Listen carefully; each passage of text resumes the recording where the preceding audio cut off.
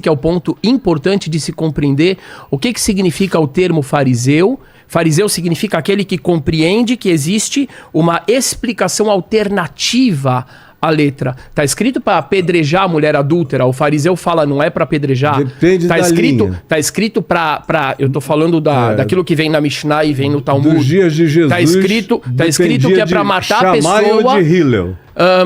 Nos dias de Jesus a questão era essa.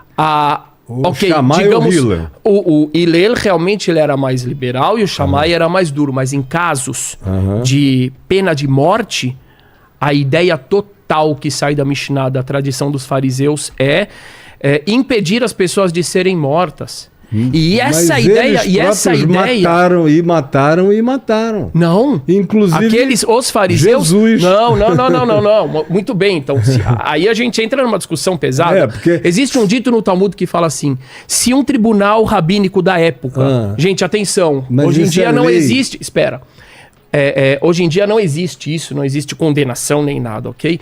Mas se um tribunal rabínico, isso está no Talmud, matasse uma pessoa de 70 em 70 anos, ele seria considerado sanguinário. Agora o Talmud só um pouquinho, posterior a Jesus. Só um pouquinho, perdão, mas a Mishnah não. E o Talmud aqui ele se refere à Mishnah, aquela tradição da Mishnah. Ou seja...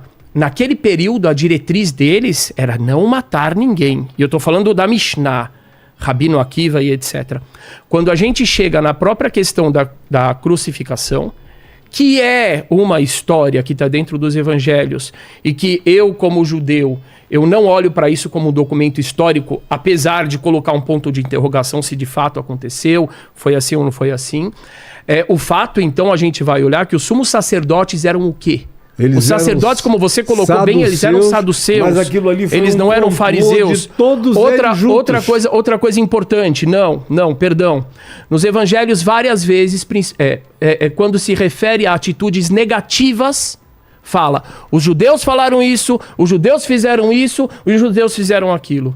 Mas quando fala daqueles que, de acordo com os evangelhos, eram as multidões que seguiam Jesus, que também eram judeus, de repente o nome judeu não aparece. Pois é, quando não eram só judeus. Mas a grande maioria eram judeus. E aí você vê...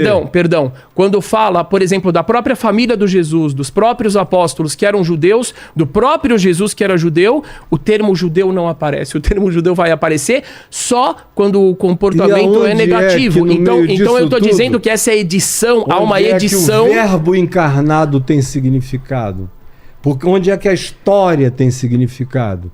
Porque se a gente reduzir tudo a palavras e letras... É exatamente isso que eu estou te dizendo, Caio. De palavras e letras, ela é totalmente contraditória com a história de Jesus, isso vai de acordo com o que ele falava, que a letra mata o espírito.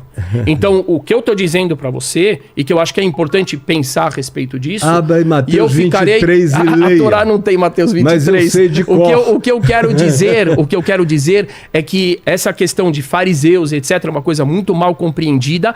Da mesma forma que houve uma estereotipação dos judeus, houve também do termo fariseu. E era quem mais odiava cristãos e quem mais quis destruir. E o que aconteceu quando Paulo falou dentro do Sinédrio que ele era fariseu, que ele acreditava na questão do Messias como os fariseus? Pararam os fariseus que estavam ali julgando, e falaram, peraí, vamos deixar Paulo sair, porque realmente essa questão do Messias é complicado. Em Atos dos Apóstolos. Certo. E ali o que se diz em Atos dos Apóstolos? Diz que Paulo usou isso para criar propositalmente uma dissensão. E ele conseguiu. Entre fariseus e saduceus. Para ele próprio sair da questão. Perfeito.